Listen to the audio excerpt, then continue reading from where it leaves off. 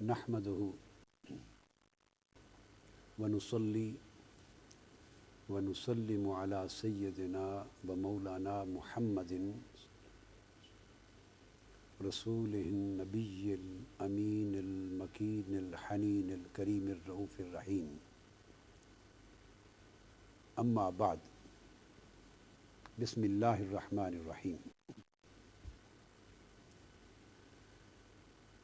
मुअज़्ज़ज़ सामीन व नाज़रीन, आज अल्लाह जल्ला मजदहू की तौफ़ीक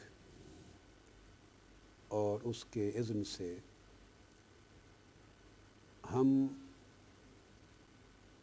15 शाबान मुअज़्ज़म यानी लैलतुन निस्फ़ मिन शाबान, जिसको उर्फ़-ए-आम में शब बारात कहते हैं, इसकी अहमियत और फ़जीलत के मौजू पर गुफ्तगू कर रहे हैं। क़ब्ल इसके कि मैं बराह रास्त 15 शाबान मुअज़्ज़म की ये जो शब है, शब मुबारक, इसकी फ़जीलत पर गुफ्तगू करूँ, मैं बुनियादी तौर पे इस्लाम में इस तसव्वुर को तदरीजन वाज़े करना चाहता हूँ। ये बात ज़हन नशीन रहे, हमारे यहाँ एक अलमिया है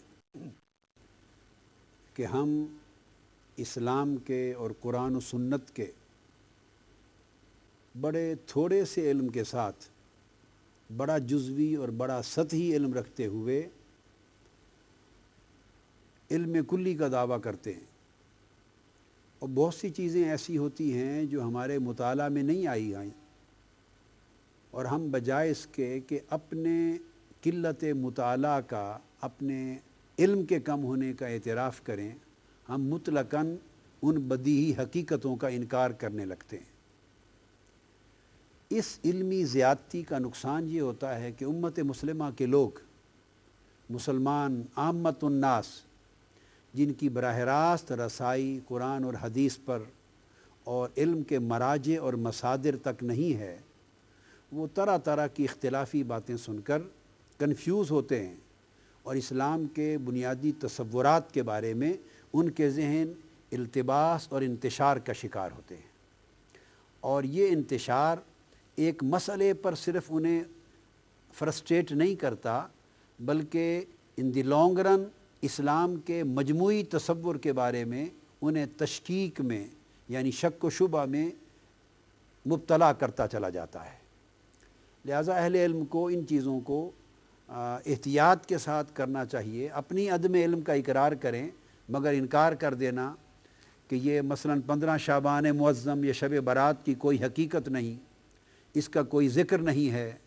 इसकी कोई अहमियत और फ़जीलत नहीं है, या ये लोगों का एक मन घड़त तसव्वुर है, ये कलिमात सरासर ज़्यादती ला इल्मी पर मबनी। अब मैं इस तसव्वुर को तदरीजन लेके आगे चलता हूँ। पहली बात ये ज़हन नशीन करनी चाहिए एक उसूल और कुल्लिया के तौर पर कि इस्लाम बेशक बराबरी का दीन है, मुसावात का दीन है, मगर वो मुसावात और बराबरी के बावजूद हर शय में बराबरी करार नहीं देता। इंसानों के रंग रूप में बराबरी नहीं है, इंसान के कदो कामत में बराबरी नहीं है, इंसानों के हुस्न व जमाल में बराबरी नहीं है, उनकी दिमागी ज़हनी सलाहियतों में बराबरी नहीं है, ज़मीनों में बराबरी नहीं है, ज़मीन की तासीर और क़ुव्वत तख़लीक़ में बराबरी नहीं है, मौसमों में बराबरी नहीं है। अलग़रज़ इस पूरे निज़ाम कुदरत और निज़ाम फ़ितरत की किसी शय में कई जिहतों में यकसानियत और बराबरी पाई जाती है, और कई गोशे ऐसे हैं जिनमें बराबरी और यकसानियत नहीं पाई जाती।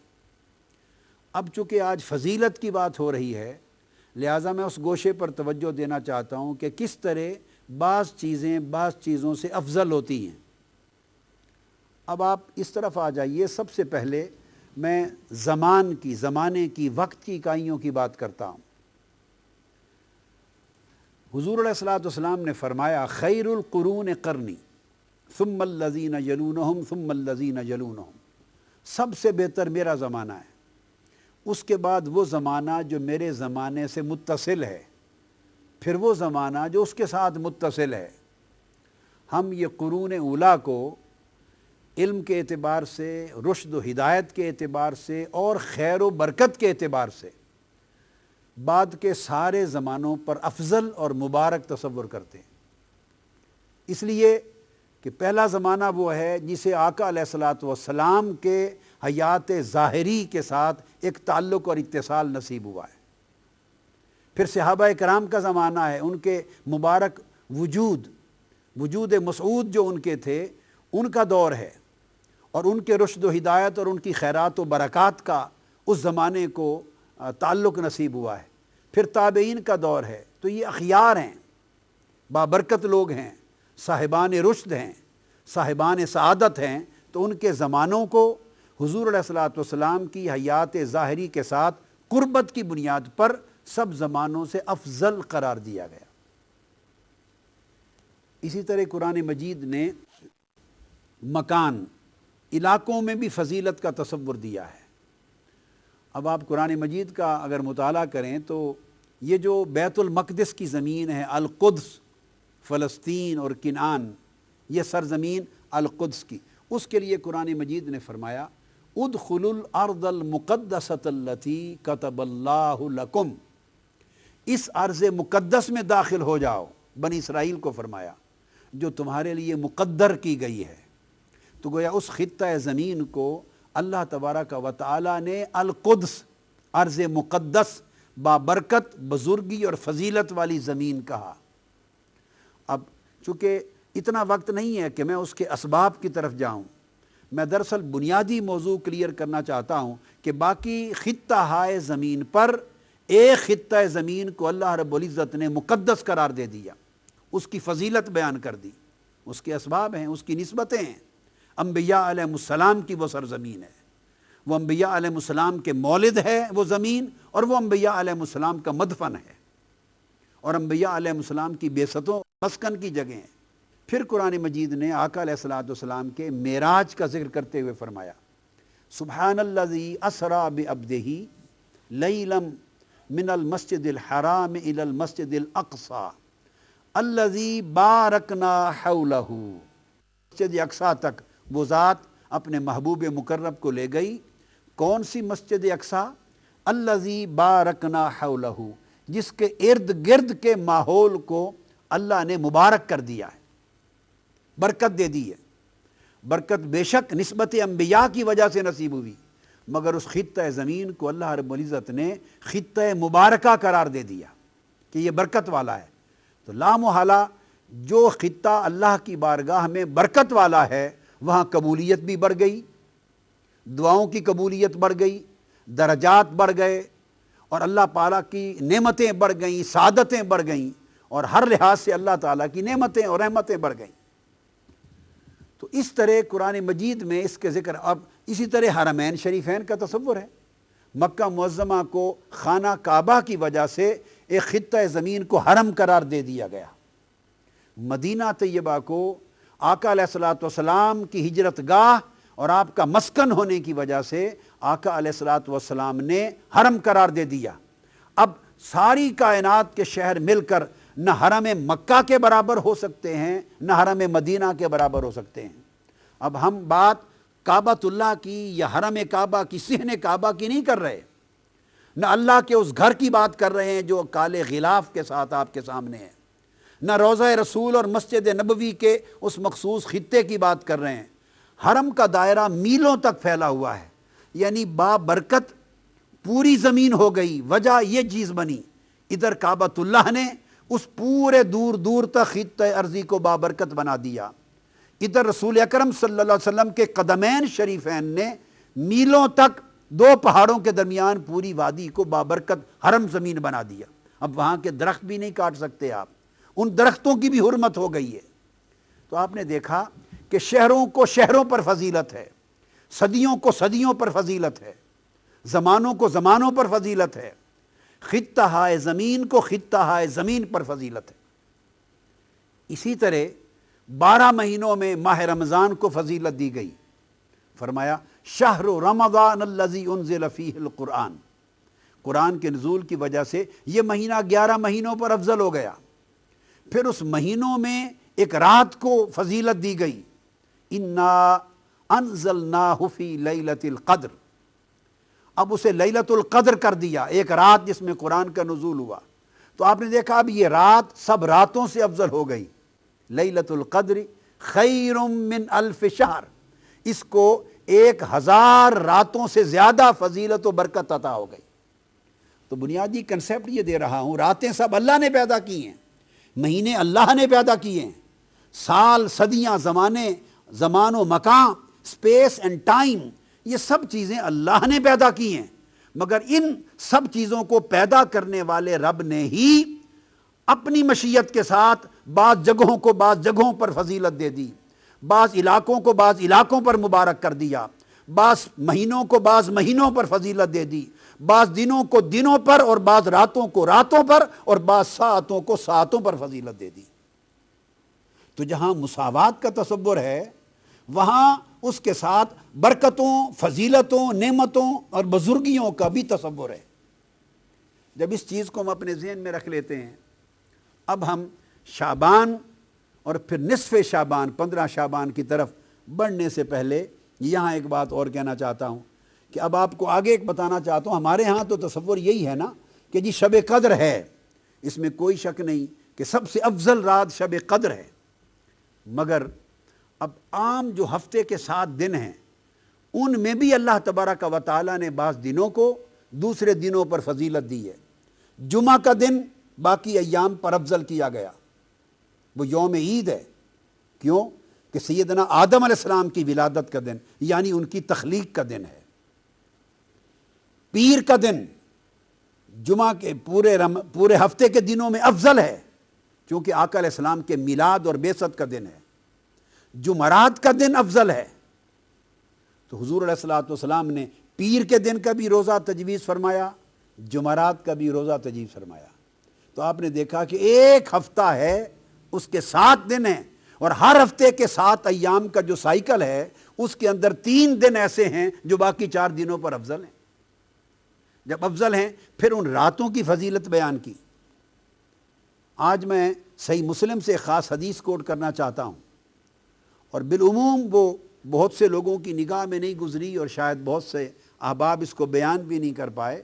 ابو ہریرہ رضی اللہ تعالیٰ عنہ حدیث کے راوی ہیں، یہ صحیح مسلم ہے اس وقت میرے سامنے، کتاب البر والصلۃ والآداب، یہ کتاب ہے صحیح مسلم کی۔ اس کے اندر ابو ہریرہ رضی اللہ تعالیٰ عنہ سے مروی ہے کہ آقا علیہ السلام نے فرمایا ان رسول اللہ صلی اللہ علیہ وسلم قال تفتح ابواب الجنہ یوم الاثنین و یوم الخمیس، حضور علیہ السلام نے فرمایا ہر پیر کے دن اور جمعرات کے دن جنت کے دروازے کھول دیے جاتے ہیں۔ ہر پیر کو، ہر جمعرات کو جنت کے دروازے کھول دیے جاتے ہیں۔ فَيُغْفَرُ لِكُلِّ عَبْدٍ لَا يُشْرِكُ بِاللَّهِ شَيْئًا، ہر مرد مومن کو اس دن اس کی مغفرت کا سامان پیدا کیا جاتا ہے، سوائے ان لوگوں کے کہ جو 2 بھائیوں کے درمیان دشمنی اور عداوت ہو اور ترک تعلق ہو چکا ہو۔ اس طرح پھر آگے کہا جاتا ہے کہ انتظار کرو کہ شاید یہ صلح کر لیں۔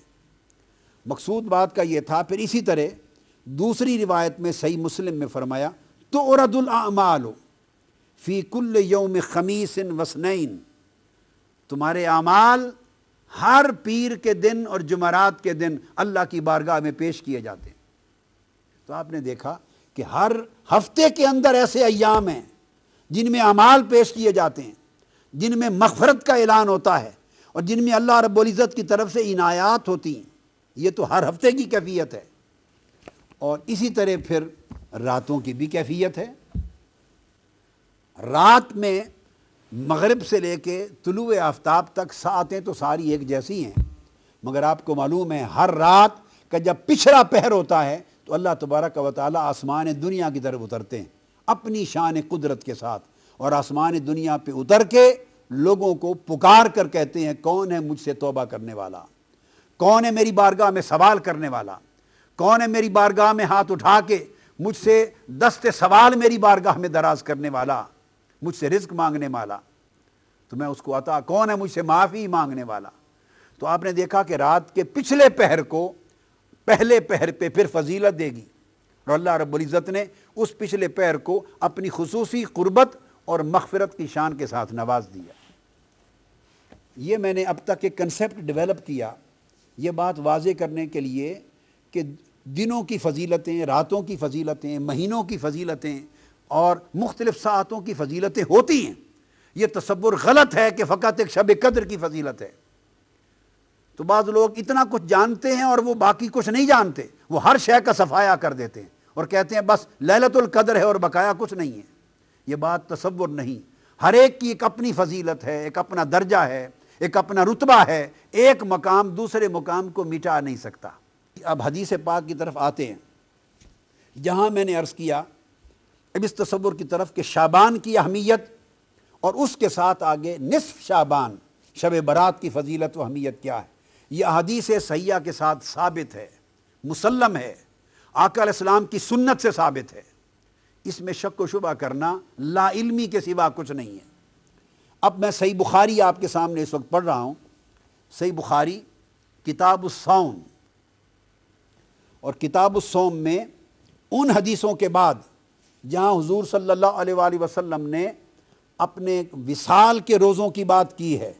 اور صحابہ جب متصل روزے رکھنے لگے انک تواصل کہہ کر، تو آپ نے فرمایا انی لست کہیاتکم انی یطعمنی ربی و یسقین، مسلسل روزے میرا دیکھا دیکھی میں، میری دیکھا دیکھی میں، مجھ پر اپنے آپ کو قیاس مجھ پر کرتے ہوئے دیکھا دیکھی میں مسلسل روزے نہ رکھا کرو، تمہارے اندر اتنی استطاعت نہیں، تم میں سے کوئی شخص میری مثل نہیں ہے اور میرے جیسا نہیں ہے، میں تو رات اپنے رب کے ہاں گزارتا ہوں، وہ مجھے کھلاتا بھی ہے پلاتا بھی ہے۔ ان احادیث کو بیان کرنے کے بعد اسی باب میں اگلا باب آیا ہے صوم شعبان کا۔ اب صوم شعبان میں اب میں پہلے ماہ شعبان کی عمومی فضیلت کی بات کر رہا ہوں، اب جہاں ماہ رمضان کی فضیلت ہے جس پر کسی کو انکار نہیں، اب وہاں سمجھنا ہے کہ آقا علیہ الصلوۃ والسلام نے ماہ شعبان کو فضیلت دی، اور حضور علیہ السلام کا معمول تھا کہ سال کے 12 مہینوں میں سے رمضان تو وہ مہینہ تھا جس کے روزے فرض تھے، پورا کا پورا مہینہ روزے رکھتے، لیکن بقیہ 11 مہینوں میں سب سے زیادہ روزوں کا اہتمام حضور علیہ الصلوۃ والسلام ماہ شعبان میں کرتے۔ آفٹر آل کوئی سبب تھا اس کا، کوئی تو ریزن تھا، کوئی تو وجہ تھی، ماہ شعبان کی کوئی تو فضیلت تھی، کوئی تو اس میں خیر اور برکت کا پہلو تھا، اس کا بیان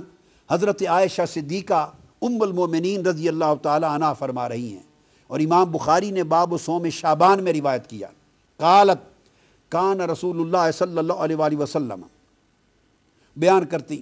یصوم حتی تقول لا یفطر نقول لا یفطر ویفطر حتی نقول لا یصوم۔ اس کے بعد فرماتی ہیں فما رأیت رسول اللہ صلی اللہ علیہ وآلہ وسلم استکمل صیام شہر الا رمضان، کہ میں نے کوئی ایک مہینہ نہیں دیکھا جس میں پہلے دن سے آخری دن تک مسلسل پورے کے پورے مہینے کے 30 دنوں میں آقا علیہ السلام روزے رکھتے ہوں بلا ناغہ، سوائے ماہ رمضان کے۔ یہ بات کلیئر ہو گئی۔ اب اگلا حصہ توجہ طلب ہے۔ حضرت عائشہ صدیقہ رضی اللہ تعالیٰ عنہ فرماتی ہے وَمَا رَأَيْتُهُ أَكْثَرَ صِيَامًا مِّنْهُ فِي شعبان، اور رمضان کے بعد میں نے آقا علیہ السلام کو ماہ شعبان سے بڑھ کر کسی مہینے میں روزے رکھتے ہوئے نہیں دیکھا۔ 11 مہینوں میں سب سے زیادہ روزے آقا علیہ السلام رمضان کے بعد اگر رکھتے تو وہ ماہ شعبان میں رکھتے تھے۔ اب اس کے آگے امام بخاری دوسری حدیث نئی سند کے ساتھ حضرت عائشہ صدیقہ رضی اللہ تعالیٰ عنہ ہی سے لائے ہیں، ان عائشہ رضی اللہ تعالیٰ عنہ حدثت قالت لم یکن النبی صلی اللہ علیہ وسلم یصوم شہرا اکثر من شعبان، فرمایا کہ شعبان کے مہینے سے بڑھ کر حضور علیہ الصلوۃ والسلام کسی مہینے میں اتنے روزے نہیں رکھتے تھے، حتیٰ کہ آپ نے فرمایا فَإِنَّهُ کَانَ يَصُومُ شَعْبَانَ كُلَّهُ، حتیٰ کہ آقا علیہ الصلوۃ والسلام شعبان کا پورا مہینہ روزے رکھتے تھے، اور ہمیں فرماتے جتنی استطاعت ہو تم اس قدر عمل لے لو۔ مقصد بات کا یہ ہے کہ آقا علیہ الصلوۃ والسلام نے ماہ شعبان کو رمضان کے بعد اس قدر اہمیت دی کہ سب سے زیادہ کثرت کے ساتھ حضور علیہ السلام شعبان میں روزے رکھتے. گویا آپ کا یہ عمل ماہ شعبان کی فضیلت اور برکت کے اوپر ایک منہ بولتا ثبوت تھا. یہی حدیث اسی طرح امام مسلم نے کتاب الصیام صحیح مسلم میں روایت کی ہے اور اس کے الفاظ بھی یہی ہیں. حضرت عائشہ صدیقہ رضی اللہ تعالیٰ عنہ روایت کرتی ہیں ما رأیتہ فی شہر اکثر منہ صیامًا فی شعبان، کہ صیام شعبان سے بڑھ کر حضور کسی مہینے میں روزے نہ رکھتے. اور پھر اگلی روایت میں آقا علیہ السلام کے لیے فرمایا کان یصوم شعبان کلہ، حضور علیہ السلام رمضان کا تو پورا مہینہ روزے رکھتے ہی تھے اس لیے کہ وہ فرض تھا. فرمایا شعبان کی فضیلت اور شعبان کی برکت اور شعبان کی مقبولیت اور شعبان کی بزرگی آقا علیہ السلام کی نگاہ اقدس میں اس قدر تھی کہ پورے شعبان کے مہینے میں بھی حضور روزے رکھتے. لا محالہ رمضان سے کم جب پورا شعبان فرمایا کچھ ترک بھی کرتے ہوں گے مگر اول سے آخر تک ایک معمول تھا کہ روزے کثرت کے ساتھ رکھتے. اور سال کے 11 مہینوں میں اتنے روزے نہ رکھتے جتنے شعبان میں. ان کتب حدیث بخاری اور مسلم کے ذریعے میں نے اب تک یہ واضح کیا کہ شعبان کی ماہ رمضان کے بعد آقا علیہ السلام کی سنت ثابت کر رہی ہے کہ سال کے بقیہ مہینوں میں خصوصی اہمیت تھی، برکت تھی اور ان کو خاص فضیلت تھی. اور صاف ظاہر ہے جب ایک مہینے کو فضیلت ہوتی ہے تو اس مہینے میں کوئی خاص دن ضرور رکھا جاتا ہے، کوئی خاص رات ضرور رکھی جاتی ہے. اگر ماہ رمضان کو فضیلت دی ہے تو رمضان کے مہینے کے اندر ایک خاص رات رکھی گئی ہے جس کو 1000 راتوں سے افضل کر دیا گیا ہے. اگر ماہ شعبان کو بقیہ 10 مہینوں پر آقا نے افضل قرار دے دیا ہے تو اس کی بھی کوئی وجہ ہوگی کہ اس کے اندر اس کی فضیلت کے اندر پھر کوئی ایک فضیلت والا دن اور فضیلت والی رات ضرور ہوگی. اب یہ حدیث کی ایک اور کتاب میرے سامنے ہے سنن نسائی، یہ نسائی شریف بھی سیاہ ستہ کی. اب اس میں جو حدیث پاک پیش کر رہا ہوں اس کے الفاظ ہیں کان احب الشہور الی رسول اللہ صلی اللہ علیہ وآلہ وسلم ان یصومہ شعبان بل کان یصلہ برمضان. فرماتے ہیں کہ سب مہینوں میں سب سے زیادہ محبوب مہینہ رمضان کے بعد آقا علیہ السلام کو شعبان تھا، اس لیے روزے کثرت کے ساتھ اس میں رکھتے اور پھر ان کے روزوں کو ماہ رمضان کے ساتھ ملا دیتے. یہ ترمذی شریف میں ایک حدیث ہے جس کو حضرت عائشہ صدیقہ رضی اللہ تعالیٰ عنہ نے روایت کیا. پھر امام ترمذی نے دوسری حدیث پھر انہی سے روایت کی. پھر امام ترمذی نے تیسری حدیث حضرت ام سلمہ رضی اللہ تعالیٰ عنہا سے روایت کی اسی مضمون پر. پھر ایک اور حدیث حضرت ام سلمہ ام المومنین سے روایت کی اور پھر اس کے بعد ایک اور حدیث حضرت ابی سلمہ سے حضرت عائشہ سے اور حضرت عائشہ سے پھر آپ نے کئی حدیثیں روایت کی. آخر پہ آپ نے اسامہ بن زید سے پھر ایک اور حدیث روایت کی. تو اتنی کثرت کے ساتھ امام نسائی نے پورا باب قائم کیا ہے اور یہ سارا باب فضیلت بیان کرتا ہے ماہ شعبان کی. اور آخری حدیث جو امام نسائی بیان کرتے ہیں اس میں آقا علیہ السلام سے پوچھا گیا یا رسول اللہ کیا وجہ ہے کہ سارے مہینوں کو چھوڑ کر آپ ماہ شعبان میں اتنے روزے رکھتے ہیں اور ماہ شعبان سے اتنی محبت کرتے ہیں اور ماہ شعبان کو رمضان کے بعد سب سے عزیز جان کے روزے رکھتے ہیں. پوچھا لم اراکا تصوم شہرا من الشہور ما تصوم من شعبان قال ذلك شہر یغفل الناس عنہ بین رجب و رمضان. یہ رجب اور رمضان کے درمیان جو مہینہ ہے آقا علیہ السلام نے اس ماہ شعبان کی اب فضیلت بیان کی، سبب بیان کیا. فرمایا هو شہر ترفع فیہ الاعمال الى رب العالمین فاحب ان یرفع عملی وانا صائم. آقا علیہ الصلوۃ والسلام نے فرمایا یہ ماہ شعبان وہ مہینہ ہے کہ لوگوں کے اعمال اس مہینے میں اللہ رب العزت کی بارگاہ میں اٹھائے جاتے ہیں. ماہ شعبان میں ہمارے اعمال اللہ کی بارگاہ میں پہنچائے جاتے ہیں. اور آپ نے فرمایا میں محبت کرتا ہوں